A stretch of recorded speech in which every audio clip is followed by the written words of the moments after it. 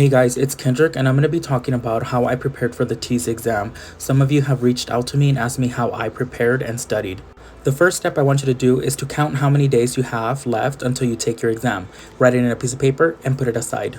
The next thing that I did was I got a piece of paper, folded it in four, and wrote the subjects.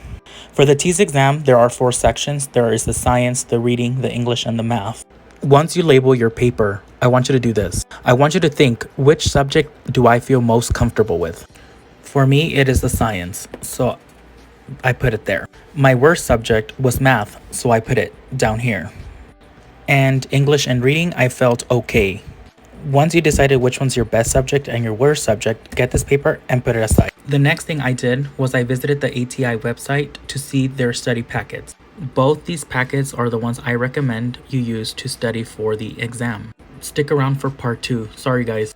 Hey guys, it's Kendrick and this is part 2 on how I prepare for the TEAS exam. These are the packets that I recommend for the exam. You can find these at the ATI TEAS website.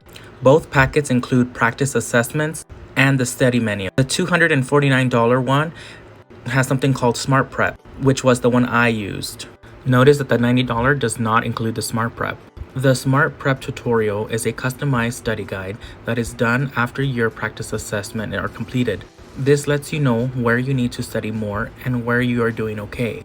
I know the prices are expensive, but this is an investment into your career in nursing. You need to pass this exam, so it is an investment. Both those packets that I showed before include this manual, which is the manual that the ATI released for students to study for the TEAS exam. In addition, I use this book as well to study for the TEAS exam. Now we know the packet. Let's go back to the pieces of paper from earlier.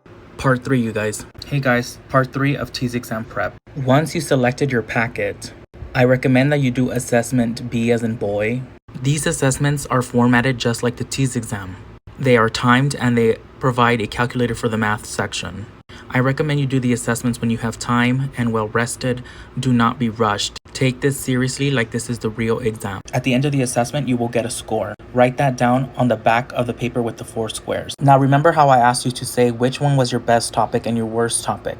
I want you to go back to those scores and see how well you scored in the subjects that you thought you were good at and bad at. For example, I knew that science I was good and I scored really good in science. I thought I was horrible in math, but I did okay actually. But I did horrible in English. During your assessment, I want you to write topics or things that you didn't understand in the corresponding boxes. At the bottom, put a post-it of the days you have left to your exam. Review and study. You got this. All right, part 4 of TEAS prep. Some of you are asking about examples about the 4 boxes, so here it is. When you take the practice assessment at the end, it gives you your score and it divides every section into scores as well. It will say you scored a 70% in English, 60% in reading, or 30% in math. It depends on how well you score or how bad you scored. Like I mentioned, I want you to write topics or subjects you didn't understand into your 4 boxes. So here it is. This is what I was doing when I was doing my assessment. For science, I felt like I didn't understand cell formation, cell anatomy, or gene. Math was fractions, dividing decimals, how to read graphs, and PEMDAS. Reading, I was missing main topics and other things. English, I was doing bad in punctuation, grammar, how to use commas, and run-on sentences. So it will divide your scores into individual scores. As you notice, I thought math was the worst subject for me, but I did better in math than I did in English. So focus on your worst score and move up. Keep in mind the days you have left. Study accordingly. Good luck. You got it.